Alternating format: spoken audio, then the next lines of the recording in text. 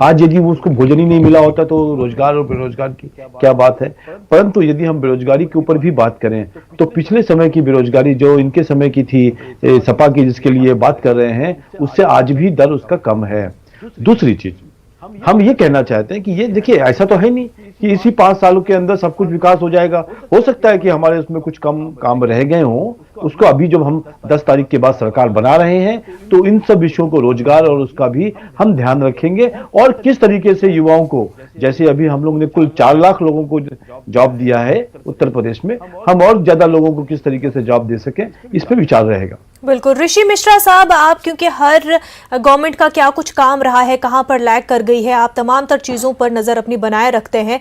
ऐसे में यह बता दीजिए कि लोग जो बार बार कह रहे हैं कि राशन मिलना तो ठीक बात है लेकिन हमें रोजगार चाहिए, वहीं अवस्थी साहब ने यह बात उठाई कि कोरोना के दौर में जब वबा फैलती है तो तब ये जरूरी है कि लोगों तक राशन पहुंचे। नौकरियां तो हिट कर जाती है, कारोबार हिट कर जाते, उन्हें धीरे धीरे संभाला जा सकता है। ऋषि जी, यदि कोई लोग कारोबार करता है तो उसमें सरकार का क्या योगदान होता है, ये पहले बीजेपी का प्रवक्ता समझा है। और बीजेपी प्रवक्ता से मैं चैलेंज करता हूं, अभी वर्तमान में बेरोजगारी दर कितना है उत्तर प्रदेश का, वो बताएं। समाजवादी पार्टी के समय कितना था, बसपा के समय कितना था, राष्ट्रीय लेवल पे बेरोजगारी दर कितना है। और मैं आपको बताऊं, अभी जो पूरे देश के आजादी के बाद से अब तक का सबसे मैक्सिमम बेरोजगारी दर हिंदुस्तान में है। ये माने या न माने, बेरोजगारी अपने आप में एक बड़ा एक इशू है इस चुनाव में। अब जनता इस इशू पे वोट करती है या नहीं करती है, ये 10 तारीख को पता चलेगा। आप देखिए, महंगाई देख लीजिए, आप देखिए सिलेंडर जो है, आम जो मध्यम वर्ग, लोअर मध्यम वर्ग और गरीब लोगों को देखिए 1000 से ऊपर में सिलेंडर मिल रहा है। तो बतलाइए, आप देखिए ऑन रिकॉर्ड देखिए, चाहे वह सरकारी संगठन हो या गैर सरकारी संगठन हो, उसमें 40% ऐसे लोग हैं जिनकी सैलरी जो है 10,000 से कम है।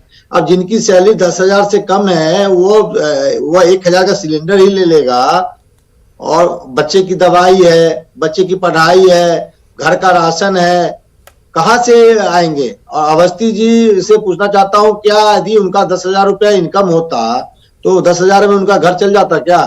इन्होंने वादा किया था कि 2022 में किसानों की आमदनी दुगुना कर देंगे। आज एक किसान की एक दिन की आमदनी 29 रुपये है। तो 29 रुपये में एक दिन का खर्चा किसी, जो जितने भी पैनलिस्ट बैठे, इंक्लूड मी, ऋषि मिश्रा, या जो एंकर बैठी हैं, या जो जितने नेता बैठे हैं, उनका खर्चा चल जाएगा एक दिन में। एक दिन का खर्चा क्या 29 रुपया है? तो आप तो हद करते हैं। आप कहते हैं 29 रुपया में किसान, बिल्कुल जवाब दीजिएगा। यदि आप 29 रुपये को दुगुना भी कर देंगे तो 58 रुपया में एक दिन में किसान का खर्चा चलेगा क्या?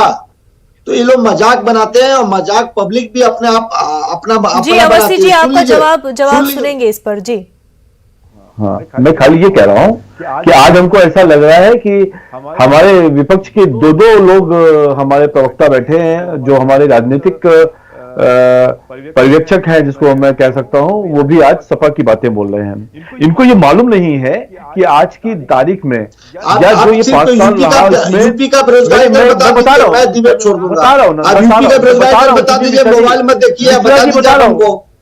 अरे आपको नहीं मालूम है? मैं दावा करता हूँ आपको नहीं मालूम है। ना भाई, अरे बता रहा हूँ मिश्रा जी, सुनो तो भाई मेरे। अरे गूगल देखिए, मत देखा करो, जबकि अरे आप पहले मेरी बात सुन लीजिए, तब आप बोलिए तो ज्यादा अच्छा है ना। इस समय पर जो भारतीय जनता पार्टी की सरकार रही, इसमें 4.1 एवरेज बेरोजगारी दर है, और जबकि सपा की सरकार में 17.5 था।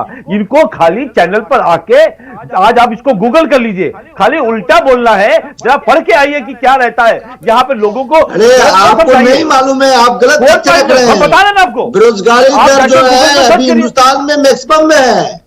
देश के आजादी से अब तक सबसे ज्यादा बेरोजगारी दर है। आप अभी डबल इंजन सरकार होने के बावजूद भी आप कई डेवलपमेंट इंडेक्स पे पीछे हैं। आप महंगाई में देख लीजिए, शिक्षा में देख लीजिए, उत्तर प्रदेश 28 राज्यों में कहाँ है। शिक्षा में देख लीजिए, स्वास्थ्य में देख लीजिए, ह्यूमन डेवलपमेंट इंडेक्स में देख लीजिए, गरीबी रेखा के नीचे देख लीजिए। और मैं नहीं कर रहा हूँ, नीति आयोग का रिपोर्ट कर रहा है, नीति आयोग का रिपोर्ट कर रहा है। और नीति आयोग का रिपोर्ट ऋषि मिश्रा के घर में नहीं बनता है, अबू भाई के घर में बनता नहीं है, अवस्थी जी के घर में बनता हो, बात अलग है। अच्छा सुनिए, तो पहले आप इस तरीके से बोलोगे ना तो आप ना हमारी सुन सब्जी पाओगे खरीदने ना नहीं हम जाते आपकी सुन होंगे। पाएंगे। हाँ, मैं वही कहना चाह रहा हूं। अवस्थी जी, महंगाई तो एक जब बड़ा मेरी इशू बात- है। बात अब करें- आप मार्केट में जाते हो, बात अलग है। नहीं, मैं पहली बार, मेरी एक आधा मिनट का समय दे दीजिए जिससे मैं जवाब दे सकूं। जी। उत्तर प्रदेश की बात चल रही थी, 4.1 बेरोजगारी दर है, जबकि सपा में 17.5 थी। इसलिए यहाँ चैनल पे बैठ के झूठ मत बोलिए। दूसरी चीज, योगी आर्थिक आदित्यनाथ व्यवस्था का में बयान है। 14, अरे हमारा भी बयान है, ये सब जगह लिखा हुआ है। 14 हाँ, हम डेटा की बात कर रहे हैं जी, बयानों की नहीं। अर्थव्यवस्था में 14वें नंबर पर था उत्तर प्रदेश, अभी अर्थव्यवस्था में दूसरे नंबर पर है। इनको तो नहीं समझ में आएगा। चलिए ठीक है, ठीक है। अनिल मिश्रा जी से जवाब ले लेते हैं। अनिल मिश्रा जी, समाजवादी पार्टी के दौर में क्या कुछ था और बीजेपी के दौर में क्या कुछ है, वो असलियत वो बताएंगे। ठीक है अनिल मिश्रा जी जवाब देंगे जी। ठीक है, अनिल मिश्रा जी को सुन लीजिए आप लोग। अनिल मिश्रा जी, देखिए फुरेरा साहब, ये जो दौर की बात की गई, ये तो अब आम जनता के सामने है। 5 साल का दौर और उसके पहले का समाजवादी पार्टी का दौर जी। और मैं समझता हूं शायद जनता से ज्यादा जो है वो सही आकलन और प्रेस से ज्यादा सही आकलन लोग नहीं कर सकते। हम तो कई पूर्वाग्रह युक्त हो सकते हैं, लेकिन जनता जब वोट देने जाती है तो वो जो पल भोगे होते हैं, एक चीज। दूसरी चीज मैं और कहूंगा, मैं एक बात ये कहूंगा कि ये जो भी हमारे साथी जो है बड़ा पैरवी कर रहे थे भारतीय जनता पार्टी की, मैं एक बात इनसे कह दूं कि तुम्हारी फाइलों में गांव का मौसम गुलाबी है, मगर ये आंकड़े झूठे हैं, ये दावा किताबी है। आंकड़ों से नहीं चलती बात आज जो है वो एक कई महत्वपूर्ण मुद्दे सामने आए हैं जिसके ऊपर हमें गौर करना है। सरकार किसकी बनती है, सरकार किसकी नहीं बनती, मुख्य विषय होता है। लेकिन सरकारें आती हैं, सरकारें जाती भी हैं।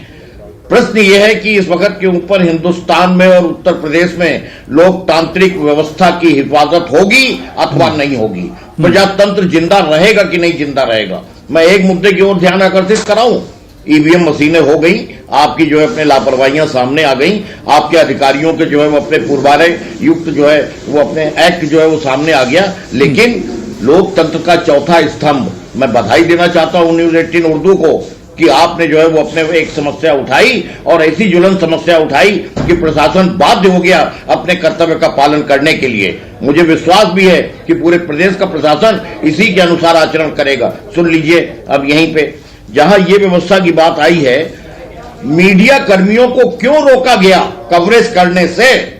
क्या आप स्वयं मान रहे हो कि यहां गलत हो रहा है?